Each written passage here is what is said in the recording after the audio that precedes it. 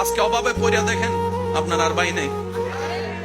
অনেক সময় তো বর্তমানে মাও নাই, বাবু নাই। মা বাবা বলেছে নিজেরটা নিজে কইরা খা। বর্তমানে বাস্তব না বাস্তব আপনারা বলেন। যে ছেলে কামাইতে পারে তারও আদর, তার বউরও আদর, তার ছেলে মেয়েরও আদর, নাতি নাতির বুকে টাইনা নাই। আর যে ছেলে সংসারে টাকা দিতে পারে না তারও দাম নাই, তার বউরও দাম নাই, এমনকি ছোট ছোট বাচ্চা নাতি নাতিরও দাম নাই। কথা বলেন ঠিক না? এই বাস্তবতা মানতে না চালেও মেনে নিতে হবে যারা বুদ্ধিমান আছে, জ্ঞানওয়ালা। রব বলে যে দিলটা কাউকে দিস না যারা ভেঙ্গে দিতে পারে, বরং দিলটা আমি রবের নামে ছেড়ে দে।